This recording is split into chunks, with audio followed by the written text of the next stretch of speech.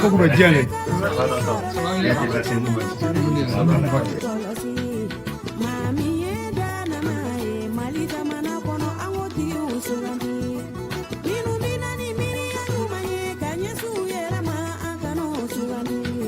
Comme Dieu nous a créés pluriels, il a dit que donc c'est pourquoi on parle de famille, regroupement. Alors donc à chaque regroupement, c'est-à-dire il fait émerger quelqu'un, c'est-à-dire ce que les autres appellent couramment leadership. Bon, c'est lui. Sinon les enfants sortis du même ventre ont été le même sein. Elle ne devait pas normalement avoir une différence. Mais c'est sa volonté à lui. Donc c'est pourquoi lorsque quelque part émerge quelqu'un parmi nous, il ne faut pas que nous pensions que c'est par notre intelligence ou c'est par notre puissante force. Non, c'est une volonté divine. Donc il faut mettre bas la terre. Savoir que Dieu pouvait faire de eux toi, il pouvait faire toi comme eux, donc vice-versa. Ça, c'est la volonté de Dieu. Donc moi, je pense que le Haut Conseil que nous gérons, on n'a même pas demandé de se retrouver à gérer ça, mais c'est Dieu qui a décidé aussi comme ça. Donc, mais ça nous a permis quand même, ce qui est important, c'est de se connaître, de rester connectés entre nous et, comme dit le Bambaranga, quoi. Parce que moi aujourd'hui, si il y a une situation en Guinée, j'ai une référence. Donc j'appelle le président. Alors donc lui, il est censé connaître sa communauté. Vous voyez, facilement, ça peut tout de suite régler le problème. Bon, sans compter aussi, si c'est quelqu'un qui a une difficulté là-bas, peut-être qu'il ne peut pas facilement l'approcher, peut me saisir et moi j'ai dit, président, vois un tel de ma part. Donc c'est comme cela, ça c'est l'importance de cette union que grâce à Dieu nous formons. Mais maintenant ceux qui ne croient pas, bon, malheureusement pensent que c'est par le marché. Mais si la tête se porte bien, c'est que l'homme se porte bien. Parce qu'on peut imputer tout, hein. Le bras peut partir, un bras, un œil, un machin.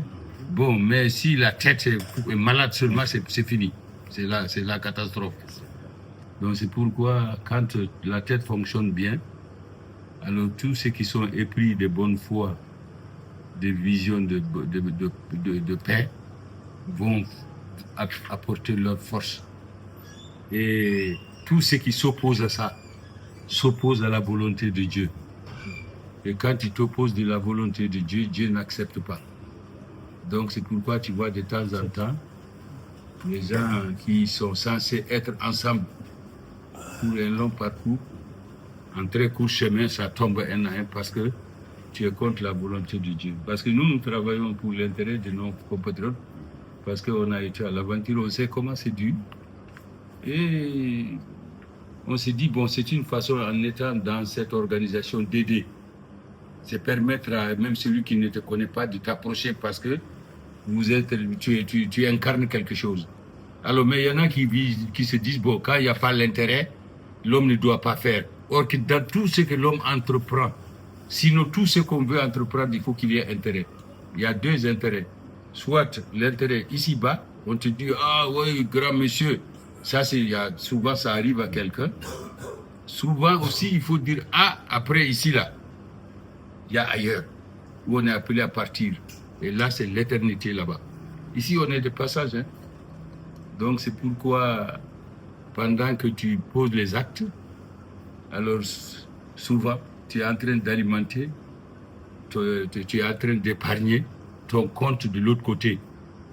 Hein? Parce que lorsqu'on a vu, nous, les hommes, lorsqu'on amène les gens pour enterrer, les linceuls là, c'est que les autres appellent Kassangué. Moi, je n'ai jamais vu qu'on a mis la poche dedans. Alors, s'il n'y a pas la poche, ça veut dire que personne ne part avec rien. Et les jours J là, alors si tu n'as rien épargné, comme un aventurier, quoi. Tu vois, non, surtout nous, c'est un exemple, nous qui sommes des aventuriers. On est parti chercher un monde meilleur, on est parti chercher une situation, en tout cas, plus avantageuse. Et imagine-toi parmi nous, bon, la majorité, on part jeune, hein. Alors, pendant que tu es là-bas, Dieu t'a ouvert les portes, il ne faut jamais oublier là où tu es parti, hein. Parce que 90%, en tout cas, sinon 100%, chacun aime finir là-bas. C'est vrai que tout le monde ne rentre pas, pour des raisons de volonté de Dieu. Donc, mais tu prépares, pourquoi pas, oui, investir là où Dieu t'a donné les moyens, c'est tout à fait normal. Il faut te mettre dans des conditions là-bas aussi pour pouvoir continuer à servir et puis aussi à la reconnaissance du terrain qui t'a donné la chance d'émerger. Donc, mais tu n'oublies pas là où tu es parti. Alors maintenant, celui qui envoie, il vient, il construit ici aussi une très belle résidence. Il est marché pour l'autre. Donc lui, il se dit là-bas, bon, allez, la vie est belle. Bon, la jeunesse. Hein? Donc, tu vois, souvent, l'âge rattrape. Ou bien l'activité n'est plus ça. Alors, où on te dit, bon, et cotisons pour qu'il nous arrive tous de cotiser pour aider un compatriote de rentrer. Hein? Ouais. Pourtant, souvent, c'est aussi pour des raisons de maladie. Ou bien, vraiment, c'est la volonté parce que ce que tu faisais là ne répond plus. Donc, tu as envie de rentrer. Imagine-toi que tu rentres. Pendant que l'autre, pendant que vous travaillez, vous étiez en activité, lui, il sert là-bas, il sert ici. Est-ce que tu vois? Il investit là-bas, il investit ici aussi. Alors, donc, il revient. Alors, si vous revenez à deux maintenant, toi qui as passé tout ton temps à faire que la bamboula, donc toi, tu n'auras même pas où mettre la tête. Bon, lui, il va se être dans des conditions les meilleures, parce qu'il avait pensé à ça. Alors, donc, c'est comme cela qu'il faut prendre l'exemple de là aussi nous sommes.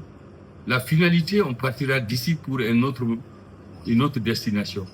Maintenant, si rien n'a été préparé, tu arrives là-bas, c'est comme l'aventurier qui était revenu, il a trouvé que, pendant toute ma jeunesse, pendant toutes mes activités, je n'ai rien épargné. Est-ce qu'il peut encore dire que non, je vais repartir? Là, je ne réponds pas, l'activité que tu faisais ne répond pas, ou tu es à la retraite, c'est fini, tu ne peux plus. Donc là, c'est trop tard. Donc tu vas rester malheureux ici, alors que tu avais eu le temps quand même de faire en sorte que tu retournes bien et que tu sois dans les conditions meilleures. Alors donc là-bas aussi, là où nous sommes appelés à partir tous.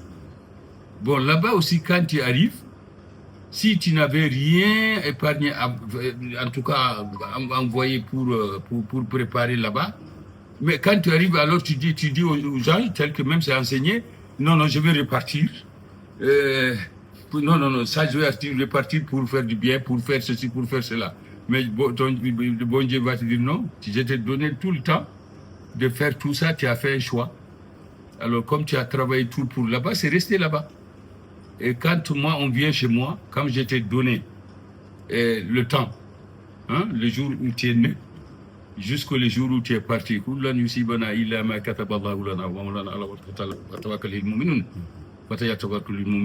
donc, quand tu es né et quand tu vas partir, le milieu là, c'est difficile, c'est là où tu prépares tout. Mais si par malheur, tu n'as pas su le faire, sache que quand tu es venu nu. Et quand tu pars, donc c'est-à-dire sans rien. Quand tu pars aussi, tu vas partir sans rien, sauf on t'emballe dans le tissu dont j'ai dit le boubou qui n'a pas de poche, le dernier boubou. Et on choisit le tissu le moins cher, même s'il est d'une couleur blanche. Bon, mais seulement c'est pour aller te mettre dans la boue. Donc ça veut dire que si ce n'est pas peut-être c'est comme ça que la religion nous recommande. Bon, je crois que là-bas, c'est même peut-être noir qui était plus durable à te tâcher. Mais comme c'est le blanc. Mais c'est le tissu le plus moins cher, c'est souvent la popeline ou le percale. Donc c'est pourquoi, alors, ceux qui pensent que nous sommes là seulement pour se servir, ou ceux qui pensent que je suis là que pour me servir, ou vous pensez que l'autre est là que pour le servir, c'est que soit, si c'est le cas, toi tu t'es trompé de ton compte, soit vous vous trompez par rapport à moi. Parce que moi je sais qu'après ici, il y a où on ne revient plus jamais. Là-bas, c'est la destination finale. Et ça se prépare. Et c'est l'occasion à jamais de se préparer. Parce que chaque fois, un frère, un parent, en tout cas un compatriote, tu vas le voir en difficulté et tu vas l'aider. Et ça fait partie donc des épargnés de l'autre côté. Alors tu vas l'aider. Mais comme il y a personne et il ne voit que l'intérêt, il se dit dès que l'on pose un acte, c'est pour son intérêt. D'accord, oui, mais l'intérêt, attention. Mais il y a façon de faire l'intérêt. Il ne s'agit pas de tricher les gens, de voler les gens, de voler ce qui les appartient pour dire que ça, c'est tu fais de ça ton intérêt. Non. Au contraire, c'est essayer peut-être d'être utile. Parce que Dieu nous a créés uniquement, c'est pour s'entraider. Alors donc, il est plus avec ceux qui ont le sentiment, vraiment d'aider le prochain. Et donc plutôt que les individualistes qui se disent que bon, c'est moi seul. Je vais m'enrichir, je vais enrichir mes enfants, je vais enrichir en tout cas mes petits-enfants, mes aïeux. Donc tout ça, tout ça c'est pour, je suis prêt à tuer même les autres. Alors que tu oublies que tu es en train non seulement de les créer des problèmes, mais toi aussi, ceux qui te devaient trouver là-bas malheureusement, c'est ça que Dieu va te présenter. Voilà, donc tu n'as rien ici. Voilà, c'est parce que lui, il est juste. Donc c'est pourquoi moi, je félicite nos compatriotes qui sont partis pour vraiment une vie meilleure et qui, grâce à leurs efforts, ils mettent les parents dans des conditions jusqu'à ce que tu as entendu, nos autorités témoignent qu'on a 1000 milliards, près de 1000 milliards à injecter dans l'économie de notre pays. Mais ça a été reconnu que tout ça est presque destiné au ménage. Donc ça aussi, c'est l'amour de son parent. Alors, donc si on injecte 800 milliards pour seulement mettre dans les ménages, c'est-à-dire toi, tu envoies pour que tes parents mangent bien, dorment bien, se soignent bien, etc. Ce n'est pas du gâchis. Alors ça, il faut avoir un cœur vraiment fraternel, un cœur vraiment que Dieu t'a recommandé de pouvoir faire cela. Et donc, ça, il faut les saluer. Donc ça, c'est nous. C'est pourquoi tu as vu, nous, notre solidarité. Ça, je ne taquine pas les Maliens de l'intérieur, mais nous sommes très solidaires parce que ce que nous ne pouvons même pas avoir ici, entre nous là-bas, on a ça, l'entraide. Parce que chacun de nous pense quand il est arrivé, c'est rare qu'il est arrivé avec quelque chose, mais bravo à ceux qu'il a trouvé là-bas, qui l'ont accepté, qui l'ont permis vraiment de rester dit jusqu'à embrasser une activité. Donc là, c'est sûr que tu as été logé, nourri quelque part chez les amis, chez les frères, pour maintenant être indépendant après dans une activité. Et donc vraiment, avoir toutes ces difficultés et penser à la famille, ça c'est à saluer. Donc c'est pourquoi nous, même si nous sommes revenus au Mali, on est connectés, on pense aux difficultés qu'ils ont. Ici encore, tu peux aller chez tonton, tu peux aller chez une tantine, tu peux aller chez l'oncle, etc. Mais là-bas, c'est un peu, il faut vraiment, chacun doit donner l'exemple. Donc c'est pourquoi nous, même si nous sommes là, nous sommes solidaires. Nous pensons à eux, nous prions pour eux. Moi, j'ai une fierté que je vois des jeunes gens, comme Ila Koïta, président de la forte communauté établie en Guinée équatoriale. C'est pas pour rien parce que c'est pas ni par la corruption, par les armes, ni par les coups de poing qu'il a été désigné président de cette forte communauté. C'est qu'il a cultivé quelque chose que les autres ont reconnu en lui, c'est-à-dire être solidaire, être disponible, être généreux et aussi être courageux pour faire face et se priver de ce qui lui appartient. Parce que c'est ça aussi je termine par là. Être chef aussi, c'est comme cela, parmi la communauté, tu te prives de ce qui t'appartient. S'il a des relations, il faut qu'il les partage avec la communauté. Son temps qui devait le revenir pour dormir tranquillement, il est obligé aussi de partager ça parce que il doit être disponible pour celui qui l'appelle, il est là pour essayer de le soutenir. Donc ça c'est pour lui, mais il partage. Il a aussi le peu que Dieu lui a donné. Là encore aussi, il faut qu'il partage ça. Alors, il a encore ce que je vais appeler son intelligence. Hein, d'autres refusent de me parler parce que quelqu'un d'autre risque de faire la même chose. Là aussi, il partage. Donc, ça veut dire que quand tu es désigné, puisqu'il n'y a pas salaire, il n'y a rien, c'est lui qui doit partager tout ça avec les autres. Donc, être président, dès que moi, quelqu'un est élu là-bas président, désigné, ça veut dire que moi, je le concède déjà ces 4 qualités. Et ce n'est pas donné à tout le monde. Bon, le reste, je les encourage. Vraiment, Ali, tu es très jeune. Je crois que tu es l'un des plus jeunes présidents en ce moment des pays, en tout cas, où établis nos parents. Tu es l'un des plus jeunes. Il y a toi, il y a l'Italie, je ne sais pas quel pays encore. Mais sinon, vous êtes vraiment la jeune génération montante. Et vous voyez ce que vous faites, nous, ça nous rassure, nous qui sommes, parce que nous, on est en train de sortir et on a envie de voir les entrants aussi. Donc, si ce n'est que vous souhaitez beaucoup de courage, et puis prier que Allah subhanahu wa ta'ala fasse que nous continuons encore de nous donner la main pour aider notre pays qui a besoin de nous sur tous les plans. Nous avons emmagasiner des expériences et qu'on doit aussi les importer ici au pays pour essayer vraiment d'aider nos gouvernants, en tout cas à mieux gouverner dans l'union, parce qu'il faut que le Mali soit uni pour que la gestion soit un peu plus facile pour les gouvernants. Je prie le Tout-Puissant Allah de nous donner tous la longue vie, la santé et la bonne vision, surtout pour que notre pays aussi, on prie qu'il sorte de la situation dans laquelle il est plongé. Nous savons que c'est momentané. Après la pluie, c'est le beau temps. Aujourd'hui, c'est peut-être difficile, oui, c'est vrai, mais quand c'est comme ça, il faut dire que le lendemain va être meilleur qu'aujourd'hui. Et nous croyons à Allah, nous lui demandons que cela soit. Comme lui, c'est qu'on fait cool. Donc nous souhaitons que cela soit le cas. Merci pour la visite, jeune président. Du courage, je suis témoin de ce qui s'est fait. Il n'y a même pas quelques jours, quelques mois, j'ai demandé et notre pays avait besoin de soutien par rapport à toute la situation, en tout cas pour montrer au gouvernement qu'on est solidaire. Bon, lorsque j'ai envoyé les correspondances, bon, chacun a réagi par rapport à l'amour du pays, mais par respect de ma personne. Parce que s'ils n'avaient pas eu confiance en moi, ils ont envoyé de l'argent pour que vraiment nous tous ensemble, nous puissions quand même montrer au gouvernement, même si c'est peu, mais la façon de donner vaut mieux ce que l'on donne.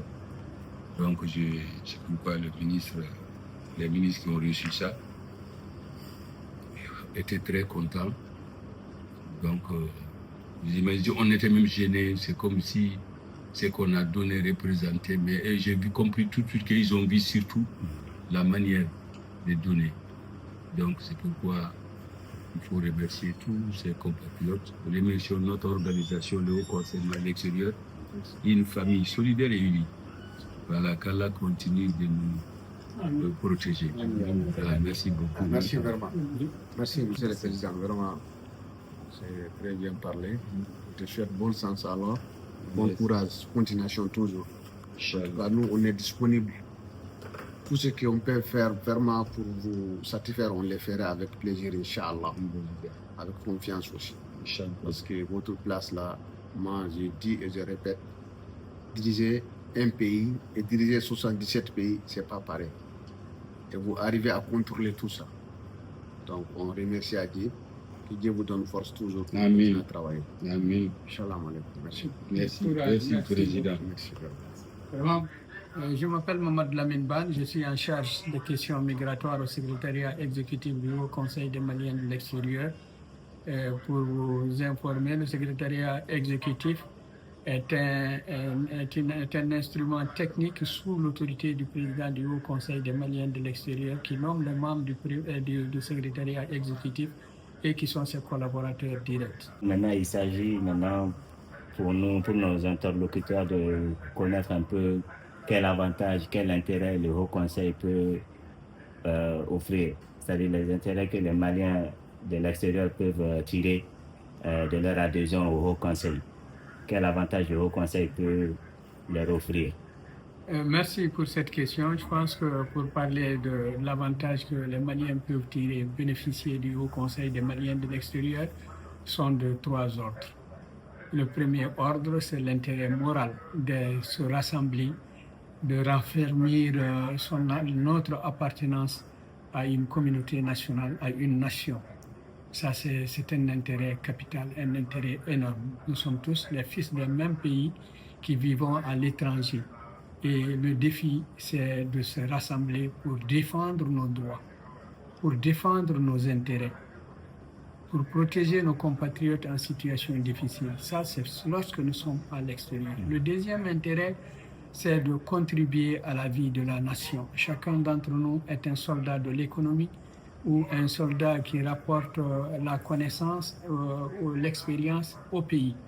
Ça, c'est un intérêt capital pour la construction de nos familles, pour la construction de notre économie, pour la construction de notre pays. Le troisième intérêt est un intérêt citoyen. C'est de faire le Malien de l'extérieur un citoyen entièrement, un citoyen entier qui bénéficie des mêmes droits et les mêmes intérêts que celui qui vit au Mali. Si on doit donner un avantage à un Malien qui n'a pas voyagé, ce même avantage doit être partagé avec les Maliens de l'extérieur. Et c'est ça le rôle du Haut Conseil, c'est de défendre les intérêts matériels et moraux de nos compatriotes, aussi bien dans le domaine de la protection concernant les papiers, aussi bien dans le domaine, de l'investissement. On ne peut pas parler de l'investissement si on n'a pas un logement, le droit au logement, le droit de l'accès à la terre pour l'investissement, le droit des formalités administratives conformément au règlement national sans être brimé, sans être traité d'un étranger dans son propre pays. Voilà donc ce que chacun d'entre nous peut tirer d'une organisation qui nous donne une force. Chacun de nous a un droit individuel. Mais lorsque nous réclamons ce droit-là ensemble, nous devenons plus écoutés, nous devenons plus forts vis-à-vis de notre pays. Et lorsque nous posons aussi des actes pour nos familles, pour nos pays, si nous sommes unis au sein d'une organisation telle que le Haut Conseil des Maliens de l'extérieur, nous devenons encore plus audibles. Et pour ça, je pense que c'est un intérêt qu'on ne peut pas calculer en termes financiers. Si on regarde très bien, avant la naissance du Haut Conseil des Maliens de l'extérieur, quel était le montant qui était transféré au Mali? Après la naissance du Haut Conseil des Maliens de l'extérieur, les chiffres sont là, ils sont accessibles sur Internet. Donc c'est une organisation qui a fait ses preuves, c'est une organisation qui a beaucoup de défis à relever et sous la conduite du président et des présidents des bases et leurs collaborateurs des bureaux respectifs, nous faisons toujours mieux sous l'autorité du président pour relever les défis. Et c'est ensemble, chacun d'entre nous peut en tirer un profit, Inch'Allah. Merci vraiment, merci. Merci, Merci vraiment, merci. Mes encouragements à vous et merci pour tout ce que vous faites. Merci, merci. Depuis que le président Koïta est arrivé en Guinée équatoriale, nous constatons un certain dynamisme du bureau local, les activités menées, et surtout il a ramené la cohésion au sein de la communauté avec toutes les provinces, les tournées dans les provinces, tout ce qui a été fait. Je pense que c'est de l'encourager et de continuer dans ce sens. Voilà, le président a dit, l'a dit, c'est cette nouvelle génération qui aura dans le futur la responsabilité de conduire les destinées du Haut Conseil des Maliens de l'extérieur. Dans tous les pays, on voit qu'il y a un rajeunissement pays par pays, c'est de l'espoir. Et quand vous voyez une organisation qui augmente, il y a des adhésions, c'est que les gens ont espoir sur cette organisation. Lorsque le président Habib Silla arrivait, on était à 47, 48. Aujourd'hui, nous sommes à 79. Bientôt, dans quelques jours, ce serait 80, Inch'Allah. Il y a un pays qui tape à la porte, qui est en train de s'organiser. Peut-être je ne vais pas dévoiler le nom, mais si ça augmente, ça veut dire qu'il y a de l'espoir. Ça veut dire que les Maliens tiennent toujours au Conseil des Maliens de l'extérieur. Et c'est pour cette raison que la confiance des autorités ne fait que se confirmer avec la dernière lettre envoyée par son Excellence, Monsieur le chef de l'État, le président de la transition chef de l'État, aux Maliens de l'extérieur, sans distinction. Mais surtout, pour moi, ma lecture, c'est une lettre destinée à ceux qui dirigent cette organisation des Maliens de l'extérieur. Donc je disais que Monsieur le Président du Haut Conseil, M. Abel Filay, et Mamadou Lamine Ban ont tout dit pratiquement. Mais ce que je peux ajouter, c'est juste par rapport à l'intérêt ou à l'avantage. Parce que dans le cadre du renseignement qu'il a pris à l'extérieur du pays, je donne un exemple frappant.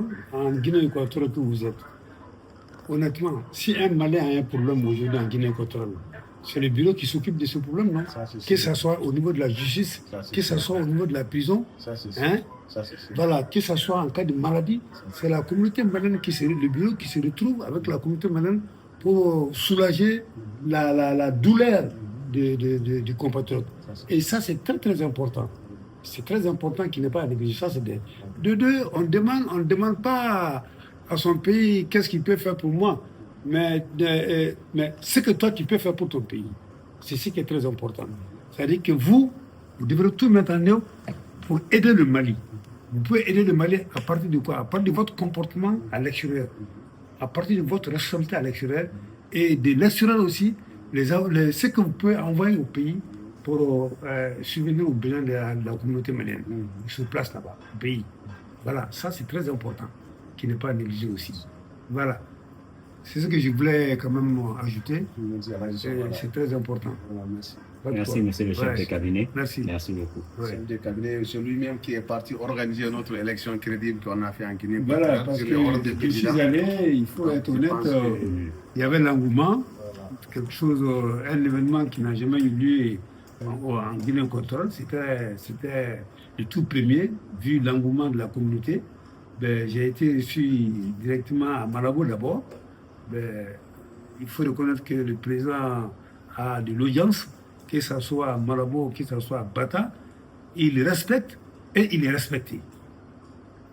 Le droit de naissance, là, honnêtement, c'est un enfant qui est bien éduqué, il est d'une bonne famille. Parce que qui que tu sois, c'est plus âgé que lui, vraiment, quand il vient vers toi, tu sens que c'est un enfant qui est bien éduqué, et puis il se fait respecter aussi, c'est très important. Il peut te dire la vérité avec pédagogie, sans que tu ne te fâches. Mais c'est pas donné à n'importe qui. C'est très important. Voilà. Non, il faut les féliciter et lui souhaiter bonne chance, quoi. Voilà.